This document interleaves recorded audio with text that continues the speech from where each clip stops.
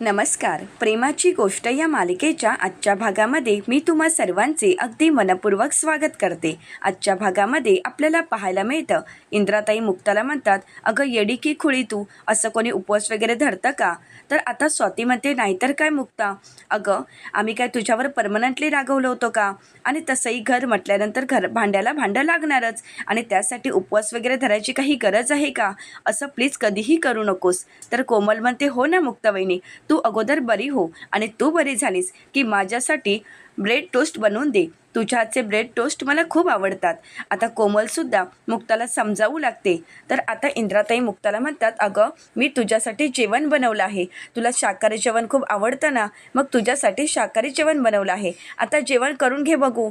तर आता मुक्ता ही आशूला म्हणते, आशू तू कशाला सांगितलंस? तर आता मात्र सागरला थोडं खटकतं. सागरला खूप वाईट वाटतं. आता सागर मुक्ताकडे पाहू लागतो. तर इंद्राताई म्हणतात, अगं त्यांनी सांगितलं म्हणून आम्हाला कळालं की आम्ही सर्वजण एकत्र यावेत, यासाठी तू हा उपवास केलायस ना? तर मुक्ता मात्र काहीच बोलत नाही. आता मुक्ताने खरा उपवास कशासाठी केला आहे हे सागरलाही कळालेलं असतं. खरं तर आता मुक्ताचं हे सत्य कळाल्यानंतर सागरलाच कुठेतरी वाईट वाटतं की आपलं कुटुंब एकत्र यावं, यासाठी मुक्ताने हा उपवास केलेला होता हे सागरच्या लक्षात येतं. तर आता सई म्हणू लागते, मुक्ताई तू खरंच खूप बेस्ट आहेस, आणि म्हणूनच तर तू मला आवडतेस. तू हे सगळं काही आमच्यासाठी केलं आहेस ना, खरंच तू ग्रेट आहेस मुक्ताई. पण तू आता जेवून घ्यायचं आहे. तर आता आदित्य म्हणतो की हो मुक्ता आंटी, आता तुम्ही जेवून घ्यायचं आहे. मी सुद्धा तुम्हाला प्रॉमिस करतो, या घरातील कोणालाही किंवा पप्पांना सोडून मी कुठेही जाणार नाही. आता आदित्यचं हे प्रॉमिस ऐकून सागरलाही खूप आनंद झालेला असतो. तर आता इंद्राताई म्हणतात की हो, सगळं कुटुंब एकत्र आलं आहे. सई म्हणते, मुक्ताई तुझ्याच फ्रेंडने आम्हाला एकत्र आणलं आहे. आता हे ऐकल्यानंतर सागरला खूप वाईट वाटतं. तर मुक्ता ही दोन्ही मुलांना जवळ घेते, त्यांचे लाड करू लागते. तर आशू म्हणतो, अरे तुम्ही फक्त तिच्याशी बोलतच राहणार आहात का? तिला भरवा, ती किती वेळ झाली उपाशीच आहे. तर आता सई आणि आदित्य मुक्ताला घास भरवू लागतात. आपल्या मुलांच्या हातूनच मुक्ताने आपलं व्रत पूर्ण केलेलं असतं. तर आता मुक्ता ही आशूचे आभार मानते. आता हे पाहून सागरला खूप वाईट वाटतं. दुसरीकडे पाहायला मिळतं, सागर घडलेल्या प्रत्येक गोष्टीचा विचार करू लागतो. घडलेला प्रत्येक प्रसंग सागरच्या डोळ्यासमोर येत असतो. मुक्ताला बरं नसणं, आणि त्यातच आशू डॉक्टरना घेऊन येणं, आणि डॉक्टरच्या प्रत्येक प्रश्नाची उत्तरं आशूने देणं, मुक्ताविषयी प्रत्येक गोष्ट आशूला माहीत असणं, मुक्ताचा ब्लड ग्रुप, मुक्ताचे असणारी आजारपणं, हे सगळं काही आशूला माहीत आहे. हे सगळं काही सागरच्या लक्षात येतं. आता कुठेतरी सागरचं मन दुखावलेलं असतं. आता सागरला वाईट वाटत असतं की आपल्यापेक्षा जास्त मुक्ताला आशू ओळखत आहे. या सगळ्याचा विचार सागर करत असतो. आता त्याचवेळी तिथे आशू येतो. आशू सागरला पाहतो, तर सागरच्या मनामध्ये कशाचं तरी वादळ चालू आहे हे आशूच्या लक्षात येतं. आणि म्हणूनच आशू सागरला म्हणतो, सागर एक गोष्ट लक्षात ठेवा, आग आणि राग या दोन गोष्टींमध्ये काय साम्य आहे माहीत आहे का? दोघेही वाढलेत की सगळं काही जळून खाक होतं, आणि आज तुमच्या काळजीमध्ये सुद्धा रागाचंच कवच होतं. आता हे सगळं ऐकल्यानंतर सागरला धक्काच बसतो. तर आशू पुढे म्हणू लागतो, सागर एक गोष्ट कायम लक्षात ठेवा, प्रत्येक गोष्टीला राग हा शेवटचा पर्याय असू शकत नाही. कारण जेव्हा आपण रागवतो त्यावेळी काय होतं माहीत आहे का? समोरचे इतरही रस्ते असतात, ते आपल्याला दिसेनासे होतात. कारण प्रत्येक गोष्ट ही रागानेच पूर्ण होते असं नाही आहे सागर. त्यासाठी प्रेम आणि समजूतदारपणा हेही असावं लागतं. प्रेमानेही माणसाला जिंकता येतं, समजूतदारपणानेही आपल्याला माणसाला जिंकता येतं. परंतु आपल्या रागापुढे नियंत्रण नसेल तर आपण या दोन्ही गोष्टी आणि इतरही मार्ग पूर्णपणे विसरून जातो. जसे आज तुमचे सर्व मार्ग बंद झाले आहेत. आता सगळं काही सागरच्या लक्षात येतं. तर आता आशू म्हणतो, ब्रो, प्रेमाच्या 4 शब्दाने जर गाठी सुटणार असतील तर मग रागाची काठी कशासाठी वापरायची? तर सागर होकार देतो. आता आशू सागरला पुढे काही समजावणारच. त्याचवेळी आता आदित्य आणि सई आशूला आवाज देत म्हणतात, आशू अंकल लवकर या. आता आशू सागरला टेक केअर असं म्हणतो आणि तिथून निघून जातो. तर दुसरीकडे पाहायला मिळतं, सई, आदित्य, मुक्ता या तिघांच्याही गप्पा गोष्टी चालू असतात. आता सई आणि आदित्य मुक्ताचा मूड ठीक करण्याचा प्रयत्न करतात. आता मुक्ताला हसवण्याचा प्रयत्न करत असतात. आता त्याचवेळी तिथे आशू येतो. तर दुसरीकडे सई मुक्ताला विचारते, मुक्ताई तुला बरं वाटल्यानंतर मी पप्पाला सांगणार आहे की आपण कुठेतरी फिरायला जाऊ. तर आता आदित्य म्हणतो की हो, खरंच खूप छान आहे, आपण सर्वजण फिरायला जाऊ. तर मुक्ता म्हणते, मग मला सांगा अभ्यास कोण करणार आहे? आता त्याचवेळी तिथे आशू येतो आणि म्हणतो, अभ्यासाची काय गरज आहे, तो तर मुलंही करणारच आहेत, कारण दोन्ही मुलं अगदी टॅलेंटेड आहे. आता आशू आदित्य आणि सईला म्हणतो, तुम्ही एक काम करा, तुम्ही एक दिवस शाळेला बुट्टी मारा. आता मात्र बुट्टी या शब्दाचा अर्थ ना आदित्यला कळत ना सईला. आता दोघेही गप्पच होतात. आता सई विचारते, बुट्टी म्हणजे काय? तर आता आशू म्हणतो, अरे छुट्टी छुट्टी छुट्टी म्हणजे मी जे सांगत आहे ते तुम्हाला करावं लागेल. तुम्हाला फिरायला जायचं आहे ना, मग तुम्ही एक काम करा, शुक्रवारी शाळेला सुट्टी घ्या. म्हणजे कसं होईल, शुक्रवार, शनिवार, रविवार 3 दिवस तुम्हाला खूप मज्जाही करता येईल. आता आशूची ही आयडिया सई आणि आदित्यलाही आवडलेली असते. आता आदित्य मुक्ताला विचारतो, मुक्ता आंटी, असं केल्यानंतर आपण जाऊ शकतो ना फिरायला?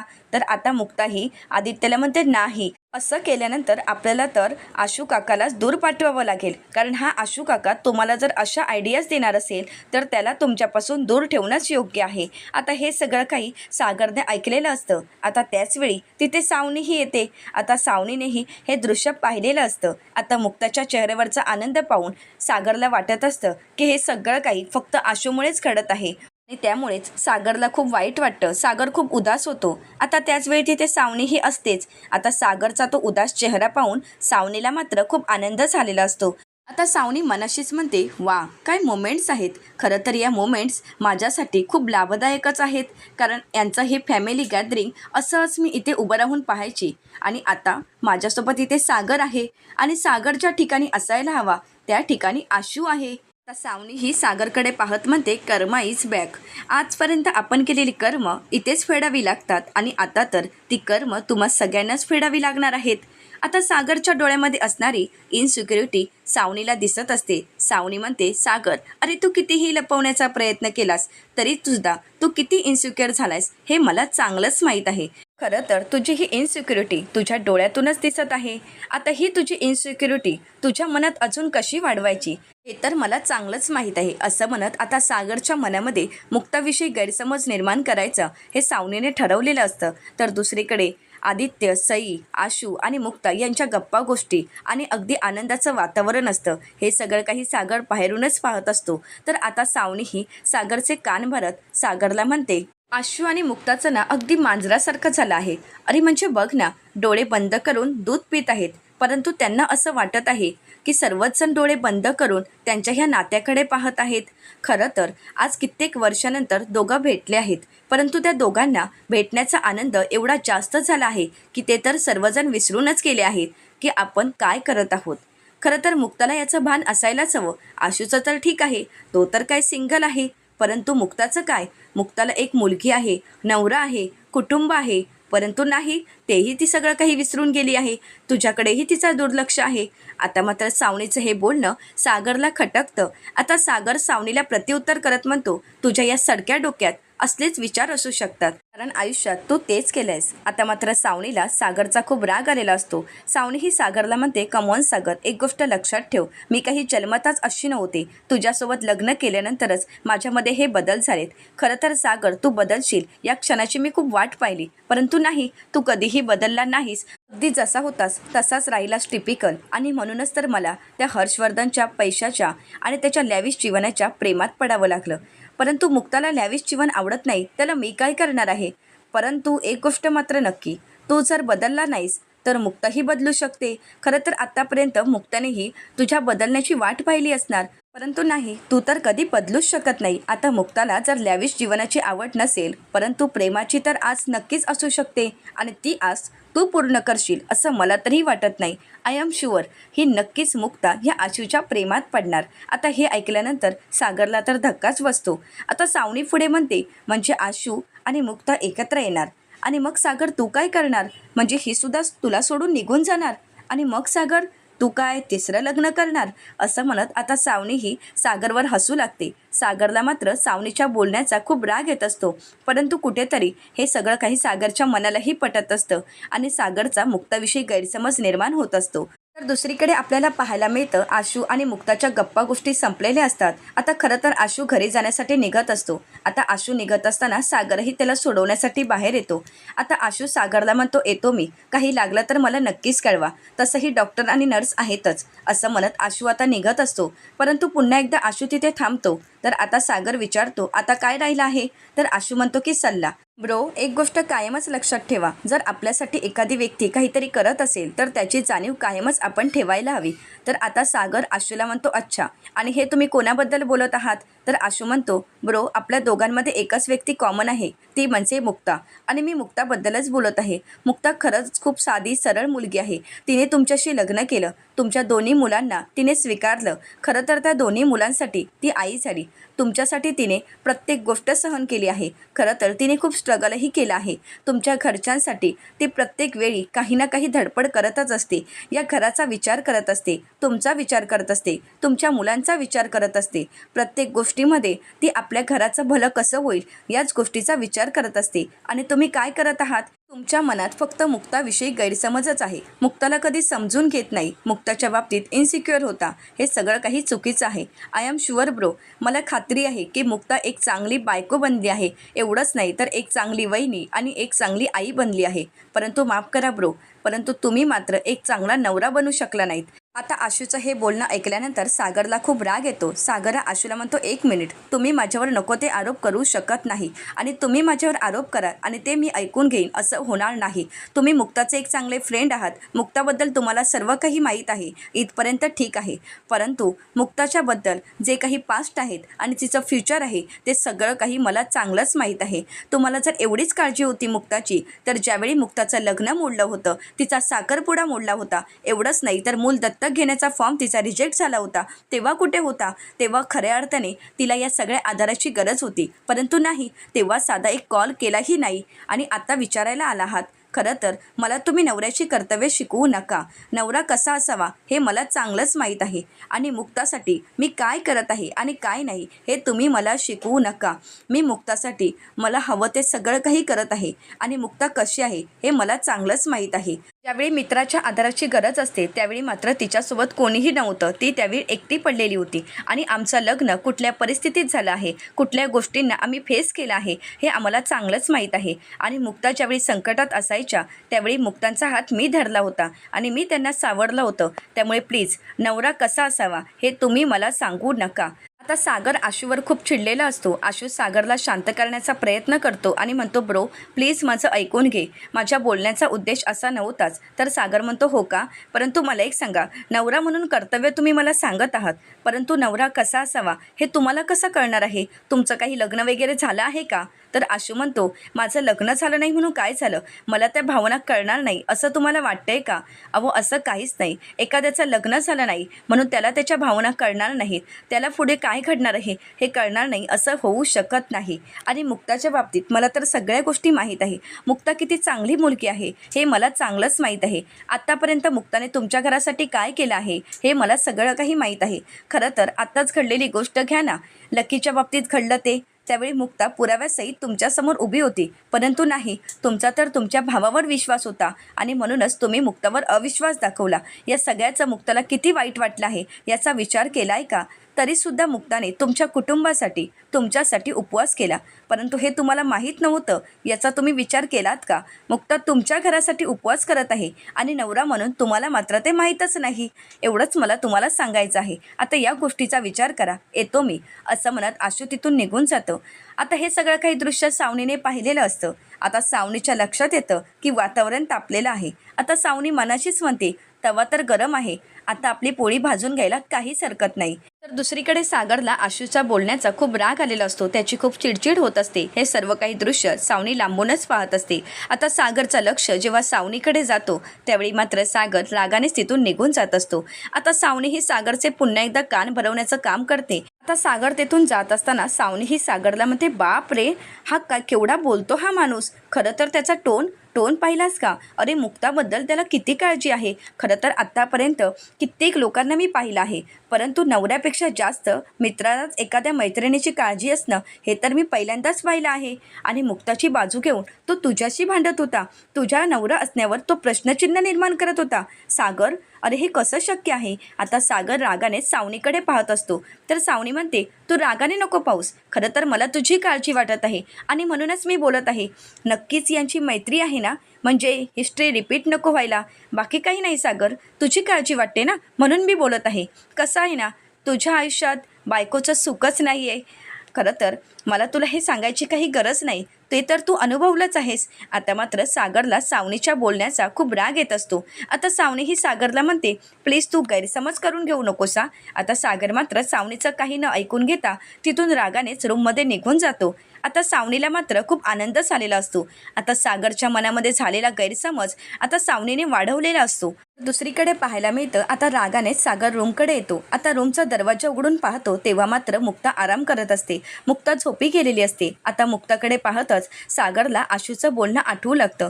आशू सागरला म्हणालेला असतो की मुक्ता एक चांगली बायको, एक चांगली वहिनी तर बनलीच आहे, एक चांगली आई बनली आहे, परंतु तुम्ही एक चांगला नवरा बनू शकलात नाही. हे सगळं काही सागरला आठवू लागतं. आता सागर हे सगळं काही आठवत मुक्ताकडे पाहत असतो. आता सागरला आशूचं पुढचं वाक्य आठवतं, ते म्हणजे आशू हा सागरला म्हणालेला असतो की एक चांगला नवरा तर बनण्या अगोदर तिचा एक चांगला मित्र बनून बघा, म्हणजे सगळ्या काही गोष्टी तिथेच संपतील आणि सगळं काही नीट आणि सुरळीत होईल. हे सगळं काही आशूचं बोलणं सागरला आठवत असतं. सागरच्या डोळ्यातून पाणी येतं, त्याला खूप वाईट वाटतं. आता सागर रूममध्ये येताच मुक्ताला जाग येते, परंतु सागरच्या डोळ्यातील पाणी पाहून मुक्ताला खूप वाईट वाटतं. मुक्ता ही उठण्याचा प्रयत्न करत असते, परंतु मुक्ताला काही उठायला जमत नसतं. आता सागर मुक्ताला सावरतो आणि त्यानंतर मुक्ताला विचारतो, कसं वाटत आहे तुम्हाला? आता मुक्ता ही प्रेमानेच सागरकडे पाहत असते. सागर मुक्ताची माफी मागत म्हणतो, मुक्ता मला माफ करा, मी तुमच्यावर ओरडलो, तुम्हाला जेवणाची जबरदस्ती केली, त्यासाठी मला खरंच माफ कराल, प्लीज तुम्ही माफ कराल ना? तर आता मुक्ताची एक स्माईल ही सागरला संपूर्णपणे बदलून टाकते. सागर लगेच मुक्ताला मिठी मारतो आणि मुक्ताला म्हणतो, खरंच मला माफ करा, सॉरी, मी तुम्हाला कधीच समजून घेऊ शकलो नाही, मी तुम्हाला खूप काही बोललो. आता सागर असा का वागत आहे मुक्तालाही कळत नसतं. सागर खूप रडत असतो आणि मुक्तावरचं प्रेम व्यक्त करत असतो आणि आपण जे काही आतापर्यंत मुक्तासोबत वागलो आहोत त्या सगळ्याची सागर माफी मागत असतो. सागर मुक्ताला म्हणतो, मुक्ता तुम्ही आजारी पडलात हे पाहून मला खरंच खूप वाईट वाटलं. मुक्ता मला तुमची खूप काळजी वाटत होती, तुम्हाला काही झालं असतं तर. मुक्ता ही सागरला सावरते. सागर म्हणतो, नाही मुक्ता, मी हे नाही सहन करू शकत. मुक्ता तुम्ही माझ्यासाठी, माझ्या घरच्यांसाठी, माझ्या मुलांसाठी किती काय करत असता, या सगळ्याची मला जाणीव असते, परंतु मी कधीही व्यक्त झालो नाही. खरंच माझी खूप मोठी चूक झाली. मुक्ता तुम्ही आजपर्यंत करत असलेल्या प्रत्येक गोष्टीबद्दल मला खरंच कृतज्ञता आहे, परंतु मुक्ता तुम्ही प्लीज असं गैरसमज करून घेऊ नका आणि स्वतःला त्रास करून घेऊ नका. मुक्ता कायमच मी तुमच्यासोबत आहे. आता मुक्ता ही सागरला सावरते आणि म्हणते, सागर झालं एक दिवस मी आजारी काय पडली आणि माझी माणसं, माझी मुलं चालू झालं का? तर सागर म्हणतो, नाही नाही मुक्ता, मला असं म्हणायचं नव्हतं. तर आता सागर मुक्ताची माफी मागतो. तर मुक्ता ही सागरचे हात हातात घेते आणि सागरला म्हणते, सागर मला माहीत आहे तुम्हाला असं काही म्हणायचं नसतं, परंतु सागर प्लीज तुम्ही असं माझी माफी वगैरे मागू नका. खरं तर सागर तुम्ही किती चांगले आहात, तुम्ही कसे आहात हे मला चांगलंच माहीत आहे. मुक्ता ही सागरला म्हणते, कोणाला काय वाटतं याच्याशी मला काही देणं घेणं नाही, परंतु तुम्ही एक चांगले हजबंड आहात, तुम्ही माझा एक चांगला नवरा आहात आणि त्यापेक्षाही एक चांगलं व्यक्तिमत्व आहात, हे फक्त मलाच माहीत आहे. आणि तुम्ही माझ्यासाठी चांगला नवरा आताही आहात आणि कायम असणार. त्यामुळे मी तुम्हाला सोडून कुठेही जाणार नाही सागर, आणि तुम्हालाही कुठे जाऊ देणार नाही. असं म्हणत आता मुक्ता आणि सागर एकमेकांवरील प्रेम व्यक्त करतात. तर दुसरीकडे सावनीचा मात्र प्लॅन पूर्णपणे फसलेला असतो. आता सावनी मात्र त्याच धुंदीमध्ये असते की आता सागर मुक्तावर जाऊन चिडणार, परंतु असं काहीच घडलेलं नसतं. खरं तर मुक्ता आणि सागरमधलं प्रेम आता आणखीन वाढलेलं असतं, कारण आशूच्या बोलण्यामुळे सागरमध्ये बदल घडलेला असतो. आता खऱ्या अर्थाने सागर मुक्ताचा एक बेस्ट फ्रेंड होण्याचा प्रयत्न करत असतो. आता मुक्ता ही सागरला म्हणते, सागर तुमच्या बाबतीत माझी कुठलीही तक्रार नाही. तर सागर म्हणतो, माझी तक्रार आहे. असं म्हणत आता सागर हा मुक्ताला म्हणतो, असं बेडवर पडून आजारी पडून खूप चेष्टा केलात आमची आणि खूप घाबरवलत, परंतु एक गोष्ट लक्षात ठेवा, यापुढे असं आजारी पडायचं नाही. तर मुक्ता म्हणते की नाही, आता यापुढे मला काही होणार नाही. तर सागर विचारतो, पिंकी प्रॉमिस? तर मुक्ता म्हणते की हो. आता सागर आणि मुक्ता एकमेकांचे डोळे पुसतात, दोघंही एकमेकांची काळजी घेऊ लागतात. आता सावनीच्या बोलण्यामुळे मुक्ता आणि सागरचा नात्यामध्ये दुरावा निर्माण होता, त्यांच्यामध्ये जवळीक अजून वाढत गेलेली असते. तर दुसरीकडे पाहायला मिळतं इंद्राताई किचनमध्ये काम करत असतात. आता त्याच वेळी तिथे सावनी येते. आता सावनी ही इंद्राताईंना म्हणते, वा वा, वास तर छान येत आहे, परंतु काय बनवतात, खिचडी? तर इंद्राताई म्हणतात की हो, मी माझ्या सुनेसाठी खिचडी बनवत आहे. तर मग सावनी विचारते, काय? अहो मला तर वाटलं होतं. तर आता इंद्राताई म्हणतात, तुला काय वाटलं होतं, तुझ्यासाठी काहीतरी स्पेशल बनवणार आहे का? नाही, तुला जर काही हवं असेल ना तर तू तुझ्या मोबाईलवरून मागव, नाहीतर खायचं असेल खा, नाहीतर उपाशी राहा. आता इंद्राताई सावनीला म्हणतात, तू का गं प्रत्येक वेळी मांजरीसारखी मध्ये मध्ये करत असतेस? तर आता सावनी म्हणते, मी नाही, मध्ये मध्ये कोण करत आहे हे तर तुमच्या लक्षात यायला हवं. अहो तो तुमच्या सुनेचा फ्रेंड आशू तोच तर मध्ये मध्ये करत असतो. आता तोच तर मध्ये आला आहे ना. खरं तर त्याने तुमच्या सागरला किती काही बोललं आहे, काय काय सुनावलं आहे हे तुम्हाला माहीत आहे का? काय तर म्हणे तू एक चांगला नवराच बनू शकत नाही. आता मात्र स्वातीला सावनीचा खूप राग आलेला असतो. आता स्वाती ही सावनीला म्हणते तू जातेस का इथून? काम नाही एक पैशाचं. आणि गप्पा छान असतात ग तुझ्या गावाच्या. तुझ्या या गप्पा ऐकण्यात आम्हाला काही इंटरेस्ट नाही. प्लीज इथून निघून जा. तर सावनी म्हणते हो हो मी जातेच हा, परंतु तुम्ही ज्या लाडके सुनेसाठी हा स्वयंपाक बनवत आहात, जिच्यासाठी ही खिचडी बनवत आहात, तीच तुमची लाडकी सून लकीसोबत त्या आरतीचं लग्न लावून द्यायला निघाली आहे, हे मात्र विसरू नका. आता इंद्राताई सावनीच्या अंगावर धावून जाणार तोपर्यंत सावनी मात्र तिथून पळ काढते. तर आता स्वाती ही इंद्राताईंना थांबवत म्हणते मम्मी अगं तू का तिच्या नादाला लागतेस? तू तुझं काम कर ना, तू खिचडी बनव बघू. तर त्यानंतर सर्वजण जेवणासाठी बसतात. तर आता इंद्राताईंना सागर म्हणतो मम्मी मुक्ता बोलत आहे ते अगदी योग्य आहे. आपल्याला लकीचं लग्न आरतीसोबत लावून द्यावंच लागेल. आता मात्र इंद्राताईंना धक्काच बसतो. खरं तर लकीलाच धक्का बसतो. लकीला ठसका लागतो. तर त्यानंतर लकी म्हणतो की नाही मी त्या मुलीसोबत लग्न करणार नाही. तर सागर म्हणतो एखाद्या मुलीची अशी अवस्था आणि या अवस्थेमध्ये तिला एकट्याला सोडणं खूप चुकीचं आहे. खरं तर तिच्यावर आपण अन्याय करत आहोत आणि हा अन्याय करणं खूप चुकीचं आहे. आता इंद्राताईंना सागरचं म्हणणं पटत असतं. लकी म्हणतो की नाही मम्मी मी त्या मुलीसोबत लग्न करणार नाही. सागर म्हणतो तुझं मत कोणी विचारलं आहे का? ज्यावेळी त्या मुलीसोबत तू फिरायला जात होतास, ज्यावेळी त्या मुलीसोबत संबंध ठेवलेस, त्यावेळी तू मम्मीचं मत विचारलं होतंस का? मम्मीला विचारलं होतंस का की या मुलीसोबत मी नातं जोडू का? तिच्यासोबत मी फिरायला जाऊ का? नाही ना. मग आता मम्मीला विचारायचं नाही. आता तुझ्या मताला कोणालाही किंमत द्यायची नाही. खरं तर आता तुला आमचं ऐकावं लागेल. तुला काही झालं तरी त्या आरतीसोबत लग्न करावंच लागेल. आता हे ऐकून लकीला तर धक्काच बसतो. आता हे सगळं काही सावनीने ऐकलेलं असतं. आता सावनीच्या प्रयत्नांवर पाणी फिरल्यामुळे सावनीला खूप राग आलेला असतो. आता सावनी रागाने सागरकडे पाहू लागते. तर पुढील भागामध्ये आपल्याला पाहायला मिळतं आता सावनीला पर्याय म्हणून आरतीला भेटावं लागतं. आता सावनी ही आरतीला भेटते आणि आरतीचे कान भरवत म्हणते उद्या तुझा किंवा तुझ्या बाळाचा कोणीही विचार करणार नाही. प्रत्येकजण लकीचाच विचार करणार आहेत. त्यामुळे तुला न्याय मिळवून देण्यासाठी तुलाच प्रयत्न करावे लागतील. मी काय म्हणत आहे तू एक काम कर, त्या सगळ्यांच्या विरुद्ध कोर्टामध्ये केस दाखल कर. आता मात्र आरतीला सावनीचं म्हणणं पटत असतं. तर दुसरीकडे सर्वजण आरतीचा विचार करतात. आता सागर सर्वांना म्हणतो की मला असं वाटत आहे की आपण सर्वांनी आरतीचा विचार करायला हवा. आपण सर्वांनी आता आरतीला घरी बोलवायला हवं आणि सगळ्याची बोलणी करायला हवी. परंतु त्याचवेळी दरवाजाची बेल वाजते. आता सागर जाऊन पाहतो तर आता लेटर आलेलं असतं. आता ते पाहून सागरला धक्काच बसतो. आता इंद्राताई विचारतात काय आहे सागर? आता मात्र सागर सर्वांनाच म्हणतो की आरतीने आपल्या सर्वांविरुद्ध केस केली आहे. लकी विरुद्ध तिने केस केली आहे. फसवणुकीचा गुन्हा दाखल केला आहे. आता हे ऐकल्यानंतर घरातील सर्वांनाच धक्का बसतो. आता आरती हे कोणाच्या सांगण्यावरून करत आहे हे मुक्ताला कळेल का? हे पाहणं अतिशय रंजक ठरणार आहे. अशाच मालिकेचे नवनवीन अपडेट पाहण्यासाठी चॅनलला नक्कीच सबस्क्राईब करा. व्हिडिओ पाहिल्याबद्दल तुम्हा सर्वांचे अगदी मनपूर्वक धन्यवाद.